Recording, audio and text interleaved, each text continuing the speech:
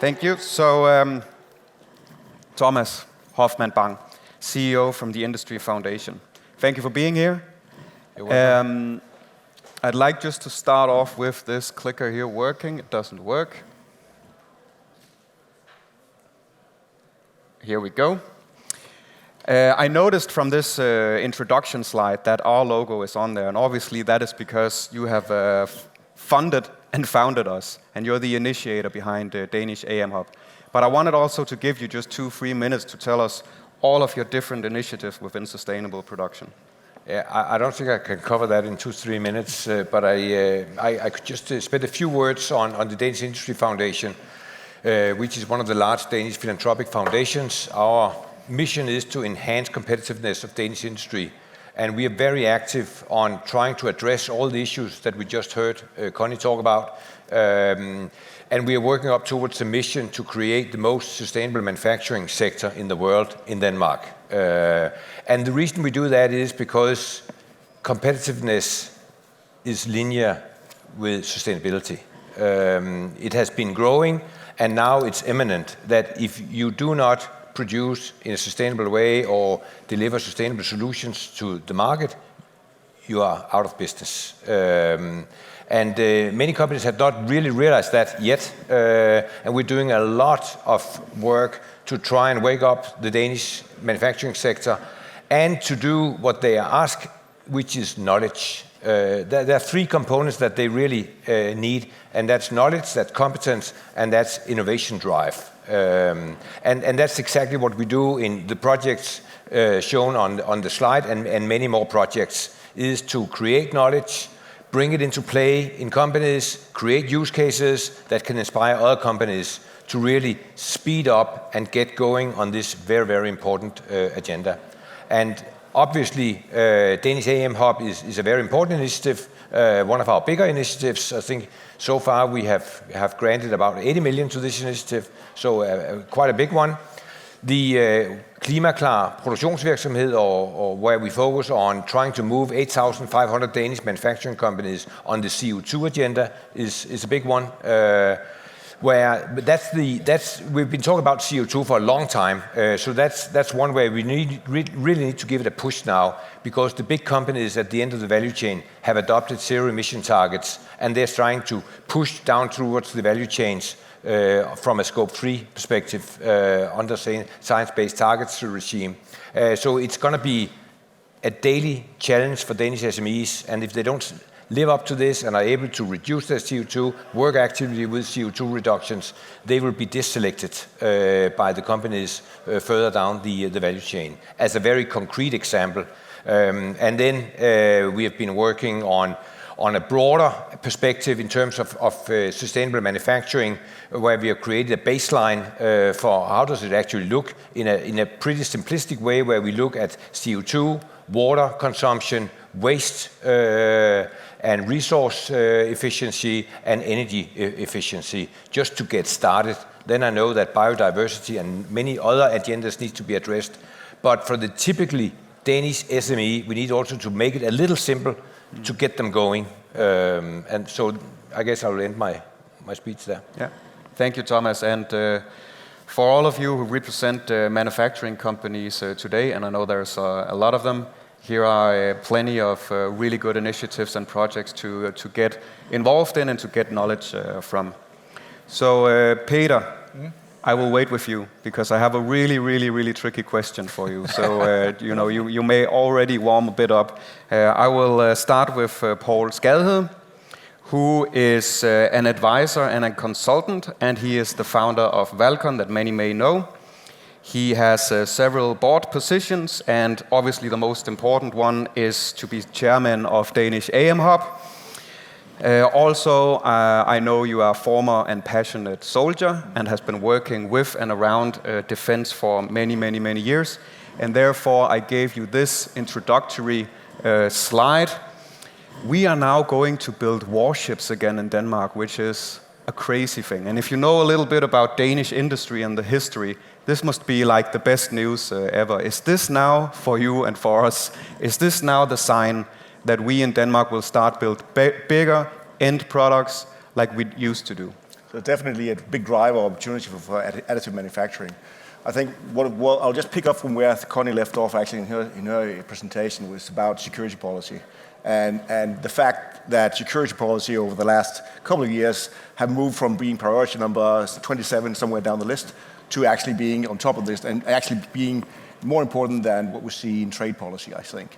And probably equally to environmental policy right now, I would guess. By just commenting on this one, which is a crazy thing, because if you look at it, the Secretary of Defense, Morten Bødskov, is standing there saying we're going to build warships in Denmark, and the fact is we do not have a shipyard that can build any warships in Denmark. Still he's saying we're going to do that and spend somewhere between 7 and 10 billion DKK, 7 to 10 billion euro over the next 15 to 20 years doing just that. It's a crazy statement, as you say, Frank.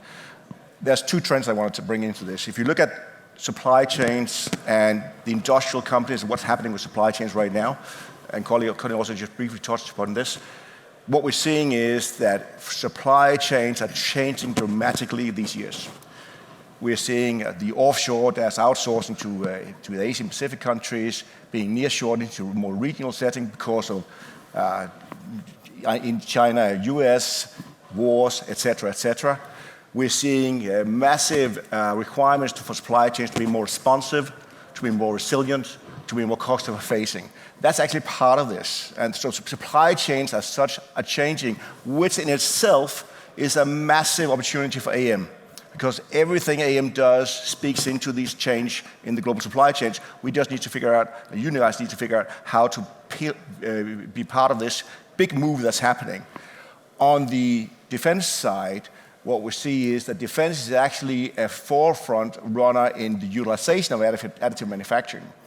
So 2 months ago, the US placed a 3D metal printer on board of one of their carriers to be able to produce spare parts for ships, for airplanes, etc. 2 years ago, France did the same on board the Charles de Gaulle. So what's happening here is, from a security standpoint, the Secretary of Defense is saying we need to take charge of our own destiny, and hence we need to produce in Denmark. And that's happening.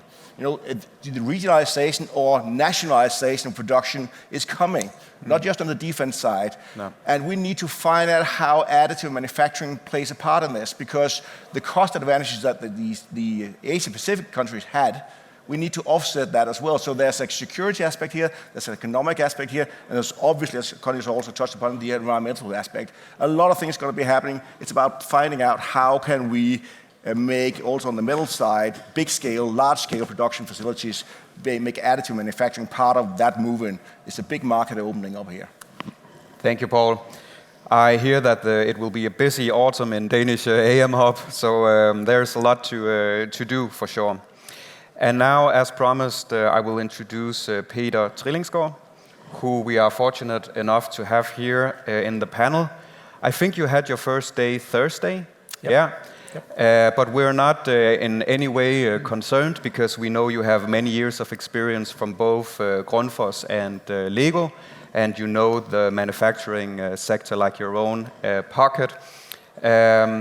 I wanted to start with this introductory slide that I copied from LinkedIn, where it says that you are going to raise production Denmark to a whole nother level and strengthen the narrative for production companies' vital role in the Danish society. And I thought, wow, this guy has a lot on his table. And I know you do need a bit of time to settle in and find your desk, but do you have one initiative, one idea? Is there anything now that you can tell people here, yeah, this is something that I would aim for, this is something I would go for sure?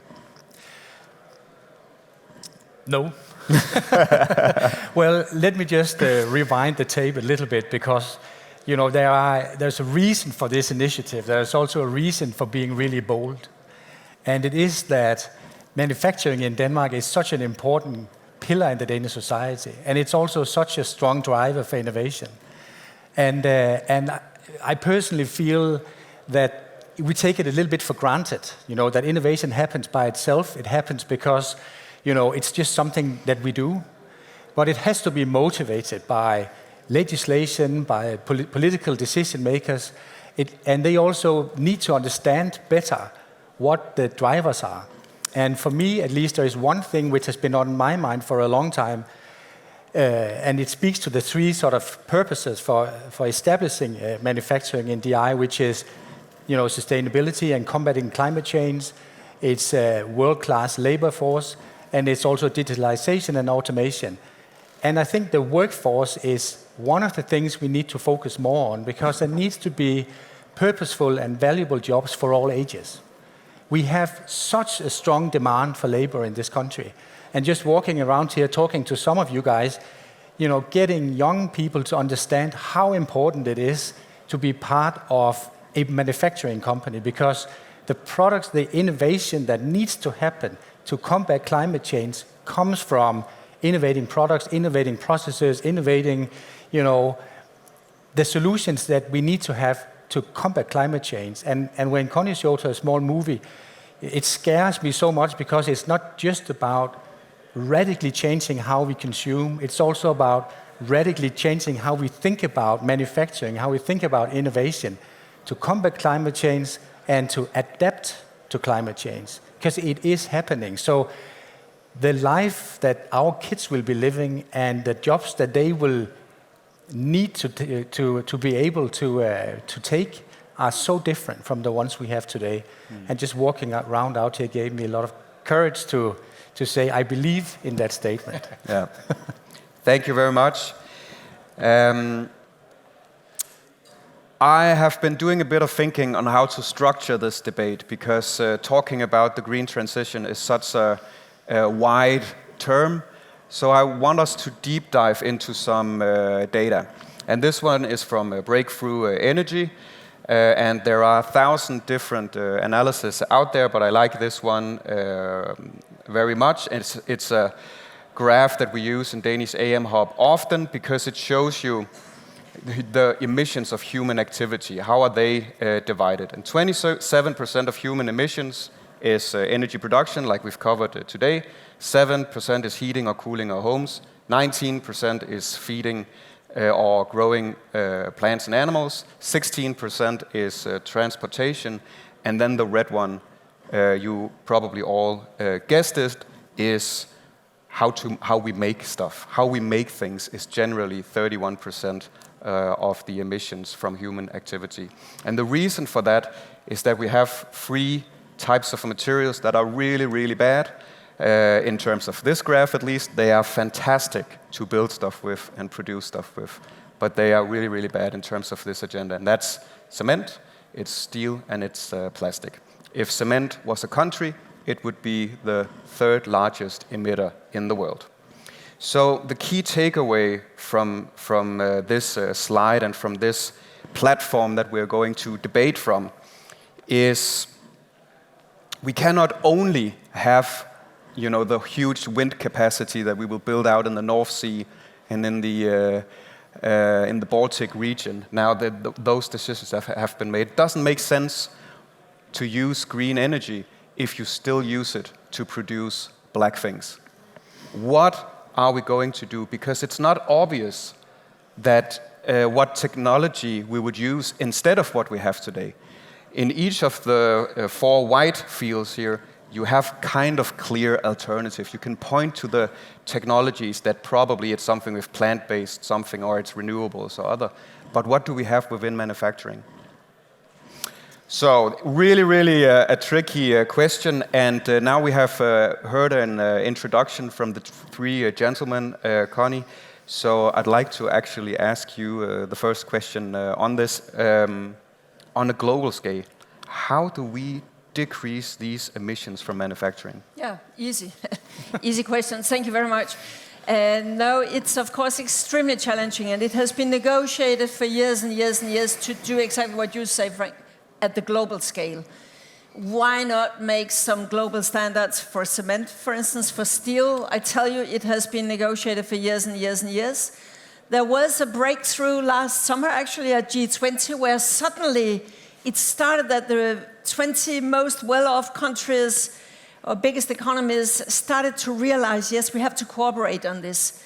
But also, to be frank, with the situation internationally right now, US and China can hardly speak together. It has been said that they will not have these talks. China has said that. Russia, Europe, you all know the situation. So what to do? One of the things that we could do, Europe is often someone setting the standards that soon after will be followed by other parts of the world. And here we are coming closer to really pricing things that mean something, that there is an economic incentive to invest in less polluting products. So that is one thing.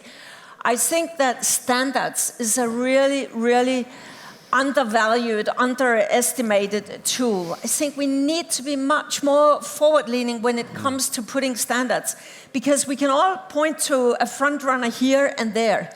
But how to make the bulk move, there you need standards. And I would really hope that industries and sector organizations would lean in much more proactively. I mean, when I was an EU commissioner, there were good guys who wanted bold standards, but I tell you, there are even more who say, oh, don't do that. Oh, that's too difficult. Let's keep what we have. I think industry needs to lean more into this. And then final thing, I think we need to invest much more in innovation. And that also goes for the public sector. And I say that knowing that right now, when we are in for very, very difficult economic times, it is tempting to cut back on innovation. But seen from a European and Danish perspective, we cannot afford not to invest much more in innovation and incentivize innovation. So that's at least the three of the things we must do urgently. Thank you. And Poul with a comment? Yeah, so picking up on the innovation component, as Connie said, globalization as we know it is a dead thing. It's gone. I mean, we will not see free flow of goods between the various parts of the world. We're seeing regionalization, we're seeing localization. So then that means actually right now in the boards, a lot of companies are considering how to invest in their future production facilities, which is obviously a big, big, big opportunity for thinking about additive manufacturing. But I think, and I agree completely with what Connie said, but an innovation should not just focus on the products. If we think just about one-to-one replacement of a product, we will miss the point. Additive manufacturing opens the doors for business model innovation. I'll give you a very simple example. I live on a farm. I have a tractor. It breaks down. Okay? I call a guy. He comes, a repair guy. The repair guy comes. He finds out what's wrong with my tractor, and then he drives off. Of course he does. And then he comes back with the spare part. And I pay for that, and we have fuel consumption, etc., etc. Why doesn't he have, and why is that not part of his value proposition? So companies also need to look into additive manufacturing and say, not just from a cost perspective, but also from a value-adding perspective. How can we change our business model, add more value to the clients, and hence promote this that will be environments more sound? Yep. Thank you. And Peter? Yes. Couple of considerations. I think when we address issues like this, and you talk about sort of large number of companies like I represent now, it has to be incredibly specific. And one of the projects that Thomas is funding is called Klimaklar Produktionsvirksomhed. And the starting point for small companies, small manufacturers, is really to understand their own impact and make it incredibly specific. And I think in order to be successful in driving change here, it has to be very specific. If we keep talking about climate change and sustainability as broad concepts, we will not address the issue, and we will not drive the change that we are really looking for. And I have no doubt that there will be a lot of innovation of business models, which will also force smaller companies to tag along. But I think for the many thousands of companies in Denmark that are small and medium-sized, it has to be incredibly specific to help them understand how they can minimize their own impact and how they can contribute. I mean, what you see out here today, for me, is also challenging large companies' way of thinking about their own business systems and so on. There's so much happening here which large companies don't understand and don't really connect with. So I think that for small companies, there is also a challenge to connect with larger companies to help them innovate on their business model. But to stick to this, I think that for the smaller companies, it has to be incredibly specific and really guide their behavior. Yeah, thank you. Thomas, you also had a comment? I think the key answer to that question is that we need to produce less. And of course, all the initiatives that Connie talked about will drive that behavior. But at the end of the day, with the population moving from 8 to 10 billion on the globe, we need to consume and produce less. We are on completely the wrong path. Just taking Denmark as a nation, we are one of the worst. We reached the so-called overshoot day on the 28th of March, which is the 6th worst country in the world. And in order to produce less, we need to adopt the circular economy way of thinking much more dramatically than we do today, which of course talks directly into the heart of additive manufacturing and other technologies, where we need a lot of innovation to drive those technologies that will enable us to design the products to last much longer, to refurbish them, to do parts harvesting, etc., etc., etc. And all those steps, the companies need to build that in to their business models. So I think that's at the core of this question. Connie, one last, and then we move on to the next. Just briefly, I agree 100% with that. But I also think, talking about the SMEs, they need help. If you have 60 people and you have a machinery somewhere in Svendborg, Funen, and I mean, you are up to here in challenges. So I think that the sectoral organizations, brancheorganisationen, they really, really need to help, because too many SMEs, they do want to do it. And there maybe is one or two people in the company, they want to do this, and then they leave, and then it goes, it doesn't really impact the whole way they do things. And I think that rather have few measurable targets in a company that you really deliver on, than trying to do all the things, and then after 6 months it falls apart. There are still too many companies who are in what I call the logo phase. What do I mean by that? Those, who are taking 4 or 5 of the Sustainable Development Goals logos, where they think, oh, my product is good for that, for water, or for whatever.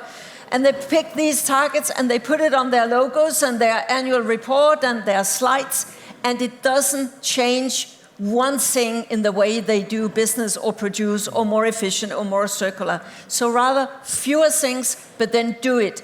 And know what? The next big trend is greenwashing. If you say you do something and you don't deliver, it's going to be lethal for your reputation and also for the way you can recruit the young people you want to recruit.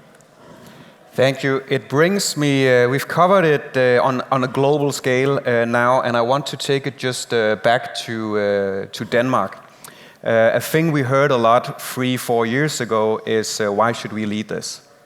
We're such a small part of production system. I think it's 1/3 of all produced items come from China.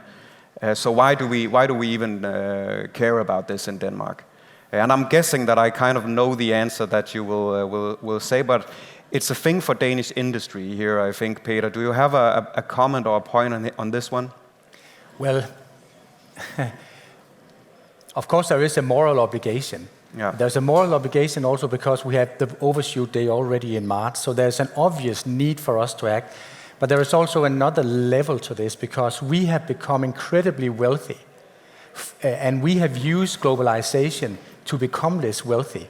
And we're also one of the most educated populations of the world. And if it is not up to us to drive change and support a more sustainable growth in the world, who else can do this? So I think there is an obligation for us to use this, you can say, crisis to actually take a step in another direction. Yeah. And Poul? So I think actually it's a matter of survival, to be honest, for Danish industry, because if you look at Danish industry, it's a small and medium-sized enterprise, and they're tier 2, 3, 4, 5 in vast supply chains. And what is the basic value proposition? It's about adaptability to other clients. So we don't have mass production in Denmark. We don't. I mean, we don't produce cars. We don't produce. So we don't have mass production. We are a country of small, adaptable companies. additive manufacturing is the way to do that going forward, because of everything we just said on stage. Okay, so I think if we don't get the SMVs, and I agree with the challenge there, Connie, and the good man here has a big, and so does Danish AM Hub. If we don't get the SMVs onto this bandwagon, we will not survive with our companies, I think. Because it's just the basic value proposition, it's adaptability. And the environmental thing is just going to be a parameter that we need to step up to the plate to. Thank you. Thomas? Well, yeah, I fully agree. You know, there's the defensive agenda that we will be out of business if we don't do it. There's also the offensive agenda that I think there's a great opportunity, because we are on the forefront in terms of innovation, have a high level of digitalization, very well-educated workforce, etc., world-class universities. So we have a fantastic opportunity to provide the solutions to the world, how to actually do this. So if we get it right, we will transform Danish industry to deliver all the solutions to the rest of the world. And of course, you know, have a clean backyard that we also do manufacture sustainable ourselves. Yeah. Good. We have 3 minutes left, and I want to go to the last question, because I think it's a genius question for this panel. Yeah. If you yourself was a producer, say you would be in Jutland somewhere and have 100 employees, and you yourself, you are the HR department, you are the legal department, you are the CEO, and you are here at the AM Summit and seeing crazy things and being inspired.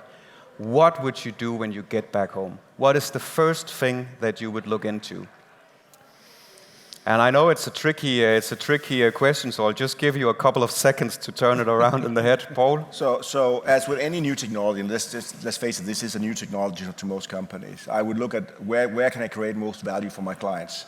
It is the way these small enterprises work is that if there's not a client at the end of the initiative, it will not happen. So they need to make money fast. Yeah. So I wouldn't speculate too much, to be honest. I would have a look at the technology, understand the technology side, and then identify value propositions that I can bring to my clients within 4, 5, 6 months. If we can get to that, I think we can start a movement.